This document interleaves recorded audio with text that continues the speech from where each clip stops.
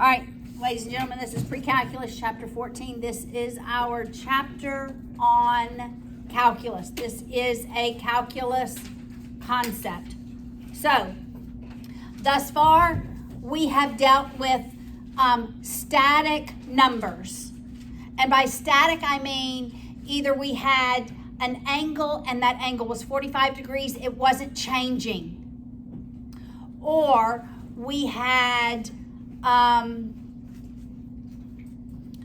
we plugged in a value for X and we saw for a value, one value for Y. Okay, that's static. It wasn't changing. Calculus is different. Calculus looks at really to optimize situations. For example, if I had 36 yards of fence material and I wanted to build a fence in my yard, 3 sides connected to my house, what would be the optimal lengths of the sides such that the area enclosed is the largest area possible? That's the type of question that calculus asks. Or let's say it's nighttime and I'm by a light post, and so there's the light post casts a shadow, right? And let's suppose I'm walking at some pace that's given. I can't even think of a logical pace. At what point will I reach the end of the shadow that the light casts? It's this changing. Or really probably a better example is, how is my shadow changing as I walk away from the light post? Because my shadow is shrinking the farther I go. So it's more dynamic instead of static. It's how is this angle changing? It's if a car is going a certain speed going towards this intersection, right? And another car is coming from another intersection, right? Will they in fact miss one another? Right? It's like that. Or how long will it take this car to slow down in order to, how long will it take this car to stop if it's going so many miles per hour and the red light is so far from them? It's a moving. Calculus is more of a moving type concept. So do you see the difference between algebra and calculus? Sort of, kind of. All right. A big piece of calculus is all about limits. And what is a limit? A limit asks us this, okay? As X approaches a value, what value is Y approaching? That's what it asks. As X approaches a value, what value is Y approaching? So, let's just give some examples.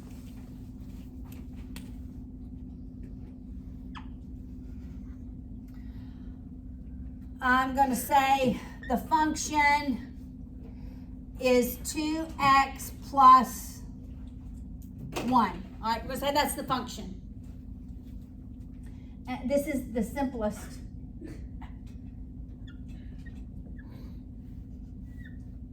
Example. Okay, so it crosses the y-axis. It goes up 2 over 1.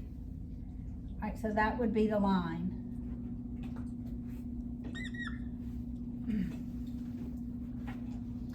So I might ask the question, as X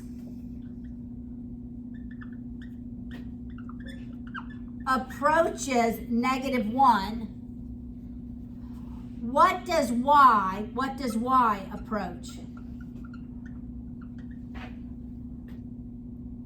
And this in limits would be written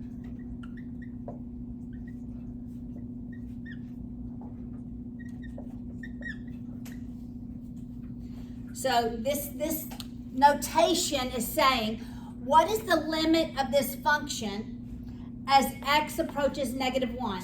And it's asking me, what is going to be the value of y? Okay, well, this is easy, because how can we figure that out? Yeah? Plug in -1. All right, so what is it? What is the limit as x approaches -1? -1 times 2 plus 1. So what is the limit?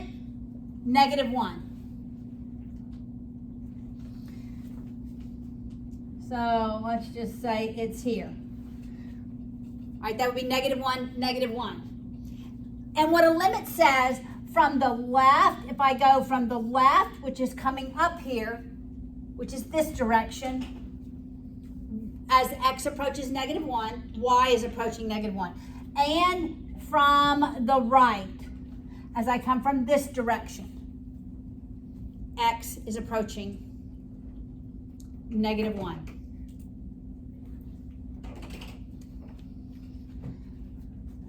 All right, why do we even care about limits? Because sometimes equations are not defined at a value. All right, what if I had this equation? Graph. I'm not going to give you the equation, but what if I had this graph?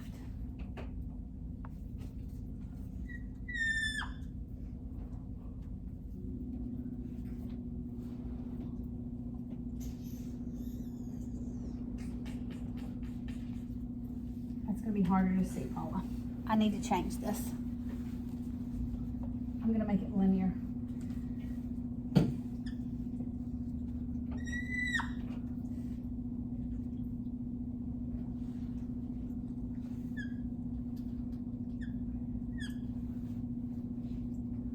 What happens at 1 when x is 1? There's a hole in the graph. There's a hole in the graph. It's undefined at 1. But what a limit would say, okay, it's undefined at 1 probably because your denominator is this. All right, so it's undefined when there's a 0 of the denominator that's also a 0 of the numerator. But a limit might ask, well, what happens around when x approaches the value of 1?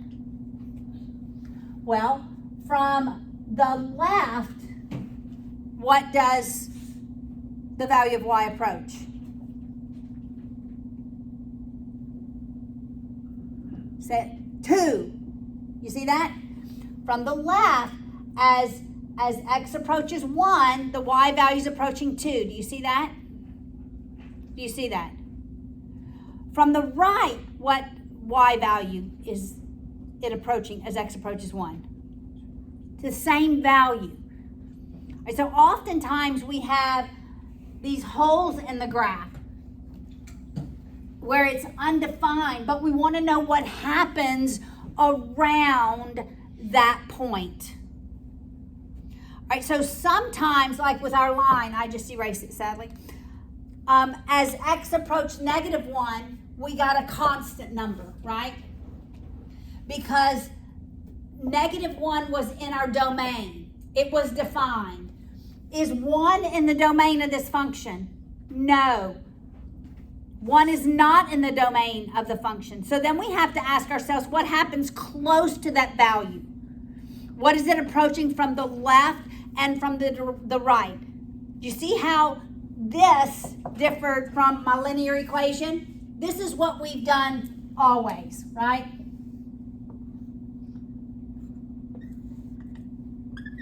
We've plugged in x and solved for y. But this question we've not asked. This question is a calculus question. What happens around the x value 1? Do you see the difference, ladies and gentlemen? Yes? Okay, so how can we do that? Well, the first part of your lesson is graphically. We can look graphically. So Look at the bottom of page 909. There's an equation, f of x. All right, first let's make sure that our mode is set up correctly. So go to mode in your calculator. Make sure you're at normal and function. And we're not doing any trig, but I am in degree. Degree, yeah. All right, so look, you're going to put that equation in your calculator. It's a ratio. It's a rational equation. So you have to put the entire numerator in parentheses and then hit divided by and put the denominator inside parentheses. Does that make sense? All right, so put that in your calculator in y sub 1. Entire numerator in parentheses. You got it?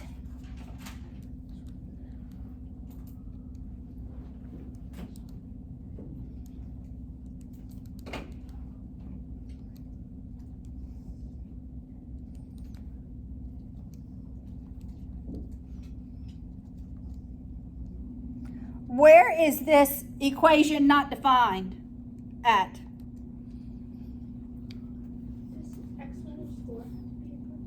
Yes, x minus 4 has to be in parentheses. The entire numerator in parentheses divided by the denominator. Where is this equation not defined at? 4, because that makes the denominator equal to 0. But can we describe the behavior of what happens around 4? All right, so I want to see what happens to y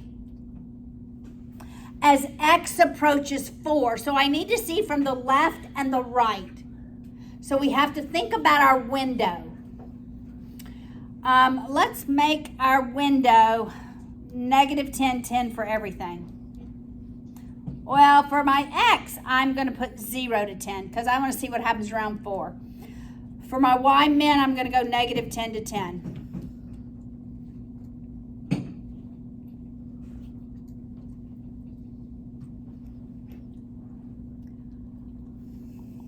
All right, so this is what I have. Let me show you what I put in. I put that in parentheses,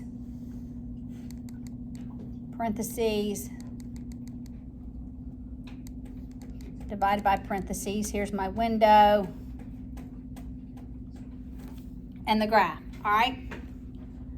Now, we want to see what happens around 4.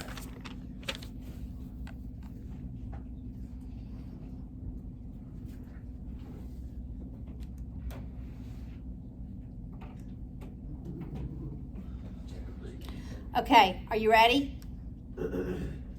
I want you to hit second window.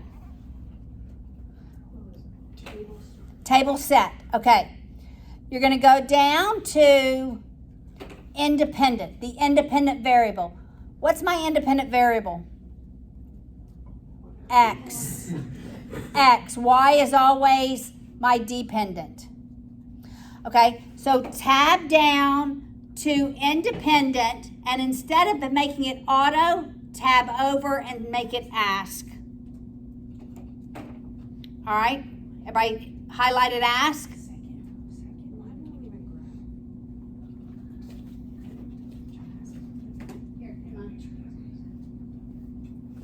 Oh, your plot's on.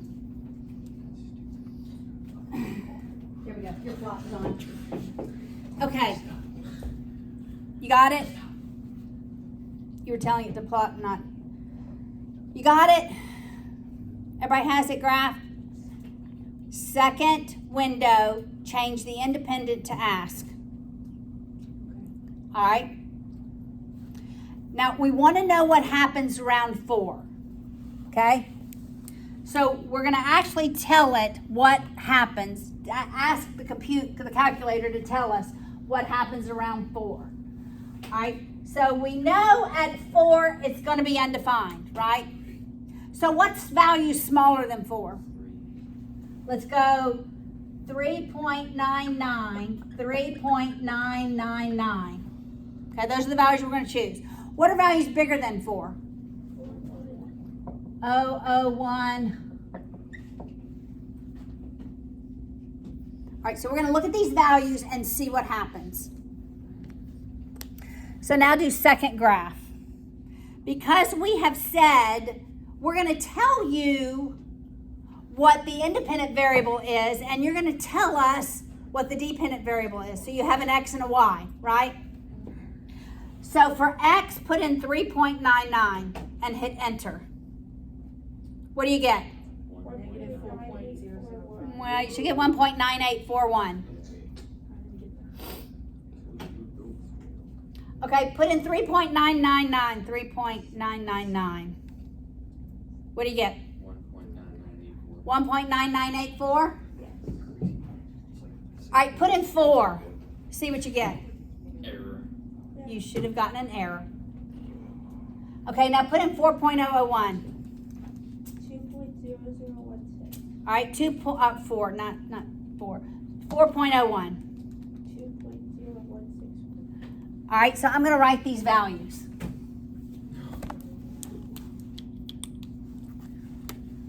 So, we have 1.9841, we have 1.9984, obviously error, 2.0016, 2.0161. For this function, I'm going to write in function notation. What is the limit of this function as x approaches 4? What is y approaching as we get closer to 4? 2. Do you see that? This is from the left. As we get closer and closer, it's approaching 2. This is from the right. As we get closer and closer, it's approaching 2. I have a question. So if you put 0 in, it comes out as 2. Is there a reason that it does that? It's got to be the constant. It's the ends divided by the ends. It's negative 8 divided by negative 4. But look at the equation. Look at the equation. When you make x 0, all of that's 0, and all of that's 0. Negative 8 divided by negative 4. Yeah. Got it? Okay. All right. So what does the limit ask me? Someone explain me to that. Explain me to that. Forget it. Explain that to me. Go ahead, Isabella. Is it like what point it's approaching when there's all of the graph? Or not. Right? It could be defined or it could not be defined at that point. But we want to know the behavior of the graph around a specific x value. That's what a limit asks. As x is changing, what is happening to y? Right? As I'm walking away from the light post, how is the angle changing? Right? That's what it's asking. All right? All right, I've done the notation. Do y'all understand this? It's the limit of a function as x approaches a number. And what is this always? This on the other side of the equal sign, it always represents the y value. Are you with me? Are y'all struggling a little bit? All right, so the limit is always asking, what's the y value as x approaches a specific number? It doesn't necessarily ask, what is the y value when x is a certain value? That's algebra. Do you see the difference? The limit asks, what is the value of y approaching as x is approaching a specific number? Do you see how it's more dynamic than static? Yes, I hope you do. All right. That's why derivatives are helpful. All right, so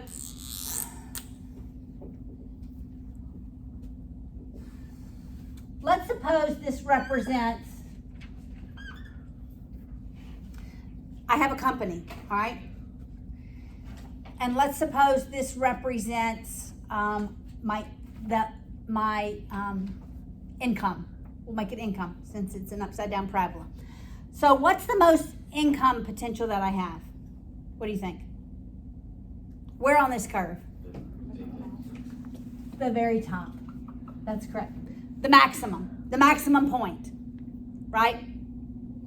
So if I wanted to decide what I need to produce to have the maximum income, then I could use derivatives, because derivatives are simply slopes of lines tangent to a curve. All right, so look, what happens if I pick this point? What's the slope of the line? Positive or negative? Positive. What happens at the apex? What's the slope? 0. What happens on the other side of the apex? Negative. Okay, you know what derivatives tell us? Derivatives give us the slope of a line tangent to the curve. So as I approach the apex from the left, my derivative is positive. Once I reach the apex and go to the other side, the derivative becomes negative. So I can use derivatives to find the apex of the curve if I just find where the slope is 0. And all derivatives are equations of these lines that are tangent to a curve. All right, so that's big picture. All right. So what if we have example 1? Look at example 1. Somebody explain to me example 1 and what it's asking me to do.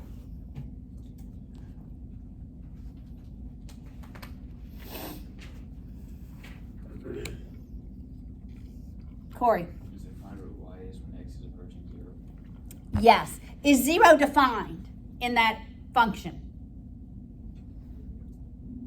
No, because x is in the denominator. So it's not defined. All right? But I could calculate it very close to 0. I could do this either with algebra or I could do it with my calculator.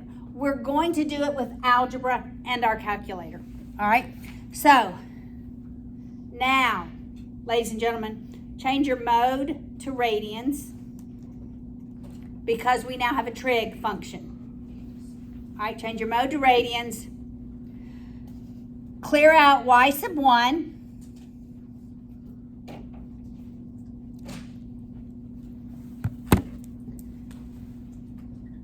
And you're going to put sine of x, close that parentheses, divided by x.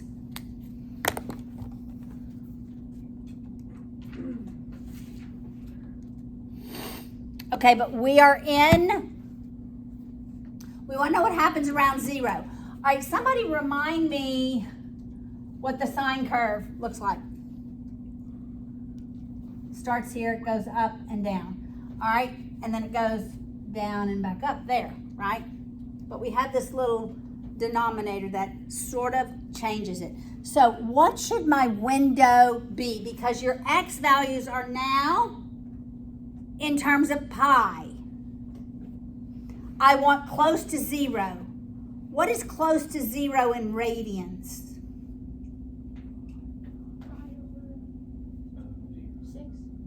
We could do pi over 6 or pi over 4, right? What did you say, Jacob? I just said 0. Well, we want to see around 0. So we want to do a negative. Let's do, oh, I just did the wrong thing. Let's do negative pi over 4 to pi over 4.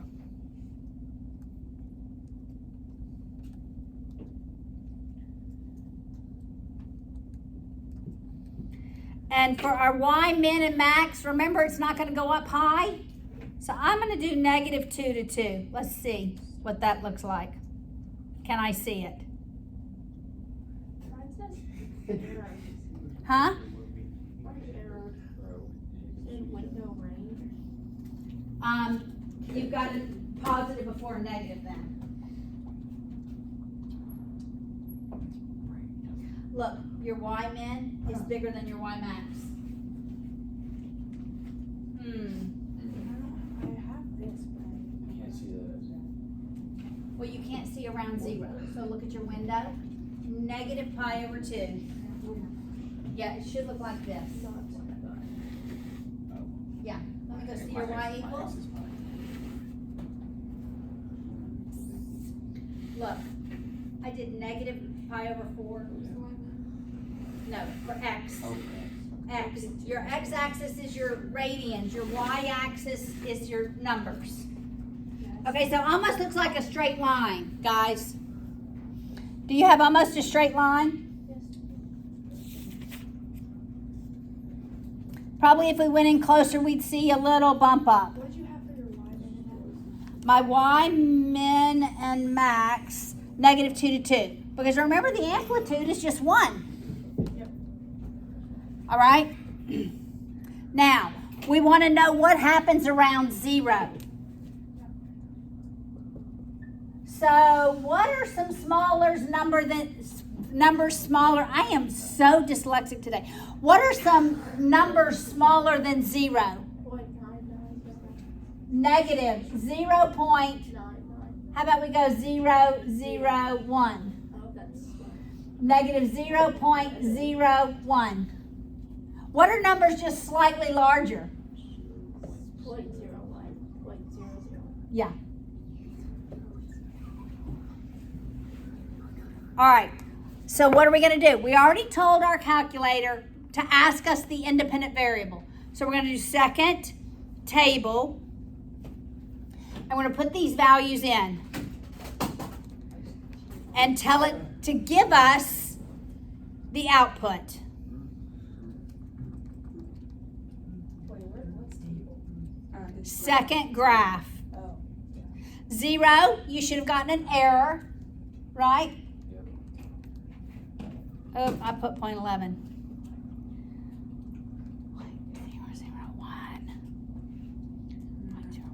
Okay, what do y'all get?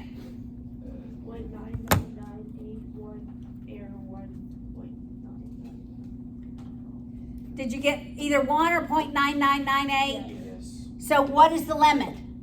1. 1. It's approaching 1. Does that make sense so far? Got it? Are we good so far? Yes, ma'am. So, can a limit exist for a number that is not in the domain of the function? No. Yes. We just figured it out. This is what we put in our calculators. And we asked, this is our f of x, all right? We asked ourselves, what was the limit as x approached 0 of that function? Is 0 in the domain? It is not. But does a limit exist for this? Yes. Okay, here's why. Are you with me? Here's why. Because from the left and the right, the y value is approaching the same exact number. From the left, it's approaching 1, and from the right, it's approaching 1.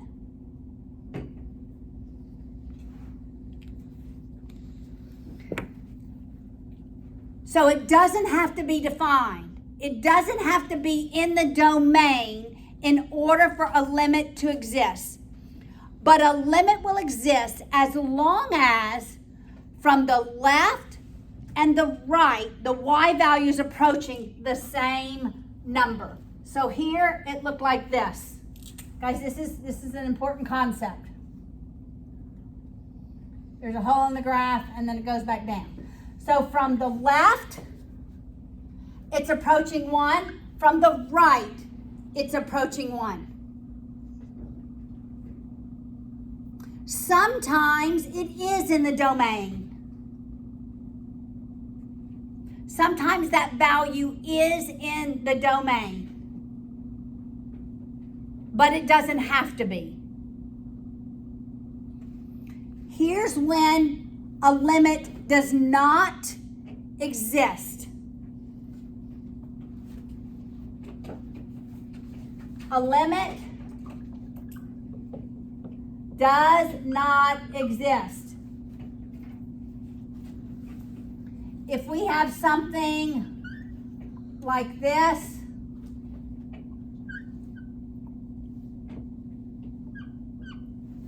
and I want to know what the limit of that function is as x, what the limit of that function is as x approaches 1. So let's answer the question. From the left, what value, what's the limit as x approaches 1 from the left? It's 3. From the right, -2. Are they the same number? No. So a limit does not exist. If from the left, it's approaching a value that differs from the value it's approaching from the right. Now, I can ask the question differently. I can ask that question, what happens as we approach from the left?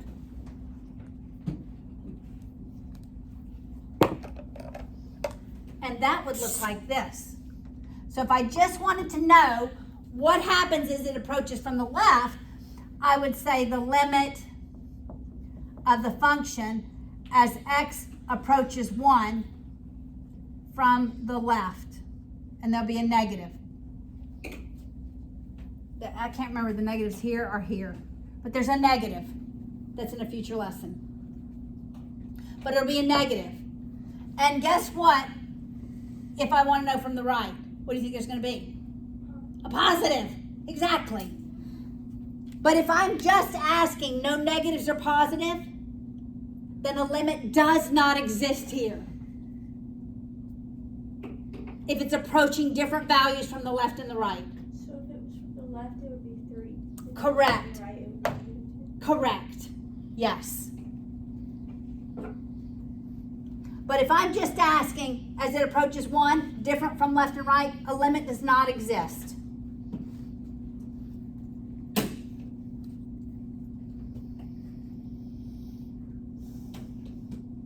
All right, what if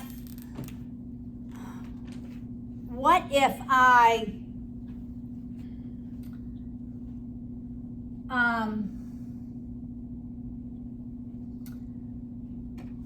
what if I have this?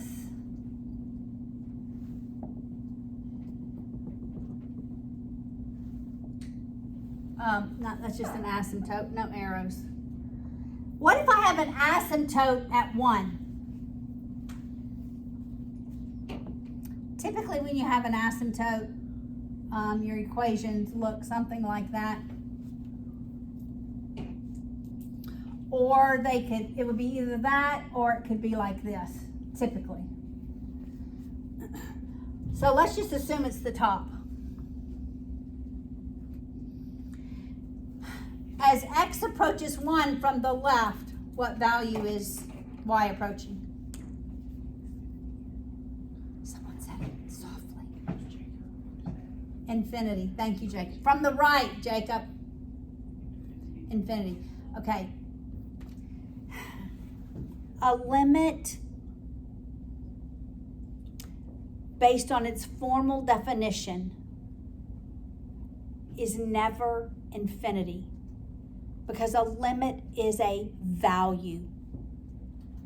Infinity is a concept, right? Because you can never reach infinity, but you can reach 1, right?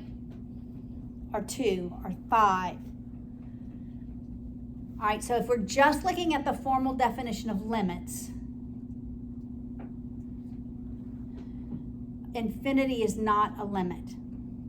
However, in our very last lesson, I believe it's the last lesson, we will talk about behavior of graphs, and we will use infinity as limits.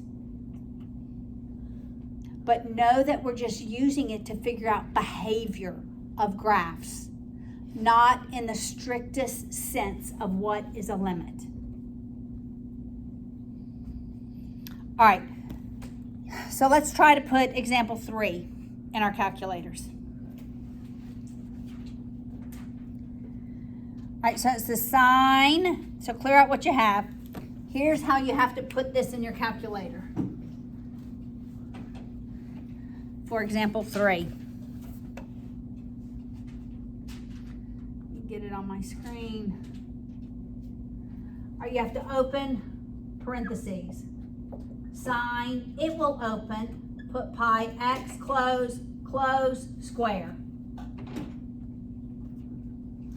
Minus cosine pi x. And it, assuming that this is f of x, it's asking the limit as x approaches 0.5 of that function.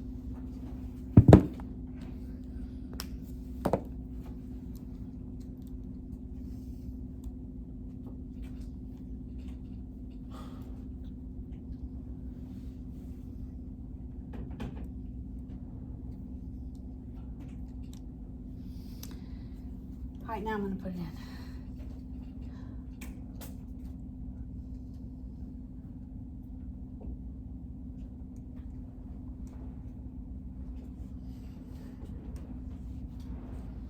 Did I write what I put for my limits?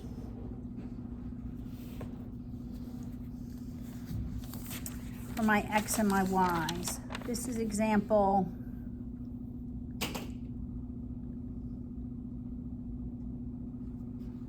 Okay, I'm going to work one more that I have in my notes. I don't know what I wrote as my limits. As my windows. Anybody see it graphed? Yeah. What is your what's your window? What do we want to see? We want to see around 0.5? I just use the same windows. Yeah, it looks pretty set. Yeah, that's exactly right. That's what I was going to do too.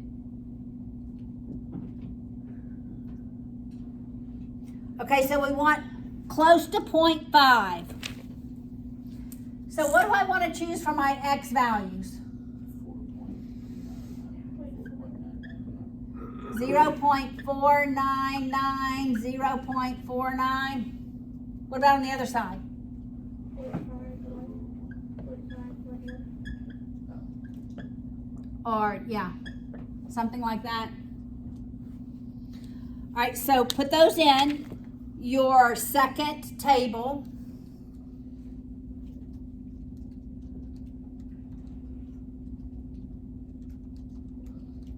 Is it defined at 0.5? It's defined at 0.5.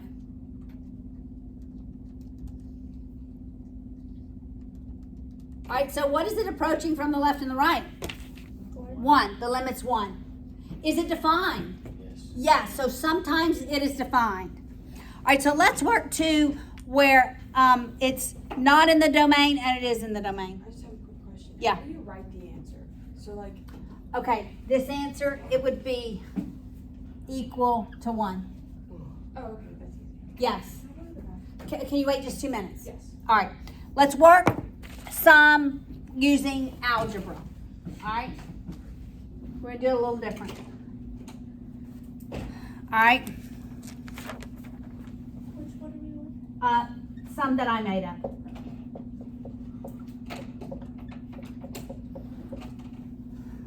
Okay.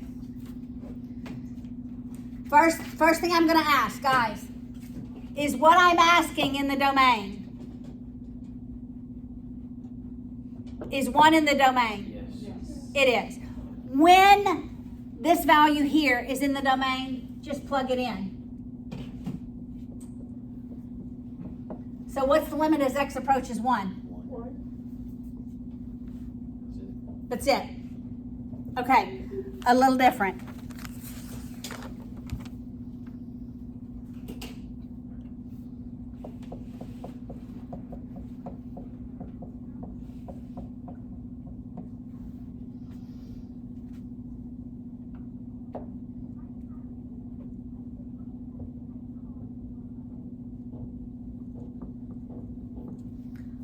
All right, is this in the domain?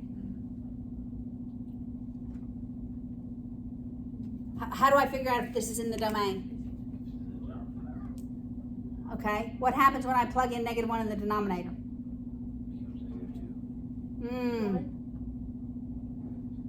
What's -1 to the 4th power? That's Positive 1. Yeah, so it's 0. It's 0. When it's not in the domain, then I'm going to plug in values for x and solve for y. So we're going to do this with algebra. -1, we know, is an error. We want to go to the left of -1. So what are my values to the left of -1? Left gets bigger in negatives. Left gets bigger in negatives. So this is -1.001. -1.01. To the right, it gets smaller. -0.999. -0.99. Okay, we're going to do this algebraically. We're going to plug this into our calculators. Yeah, plug it into our calculators. Okay, so now, does the negative matter? Does it? Yes. Really? Well, they're both, all of them are negative. No, because they're both to even powers. Right? So open parentheses. 1.01 raised to the 6th minus 1, close parentheses, divided by, open parentheses, 1.01 raised to the 4th power minus 1, close parentheses. What do you get? 1.5151. All right, put in this one.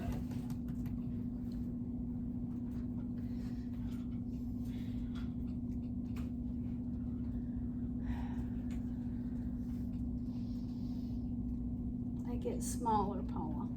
0.09. We got to get them smaller.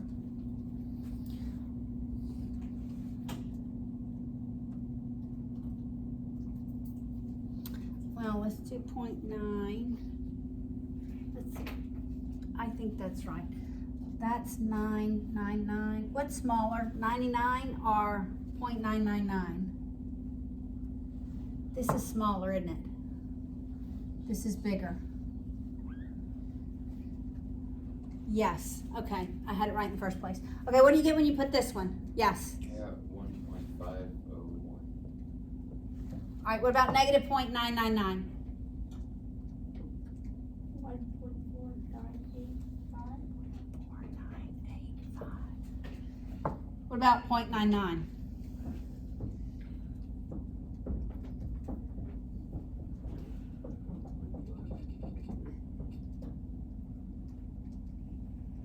Yep. Can you do, this is random, but can you do the cosine of the, like the sine of the cosine of the tangent of something? Yeah. 1.4851. Okay, look what's happening. From the left, what value are we approaching? 1.5. From the right, what value are we approaching? 1.5. So what's the limit? 1.5. That's it. That was satisfying. Was that satisfying?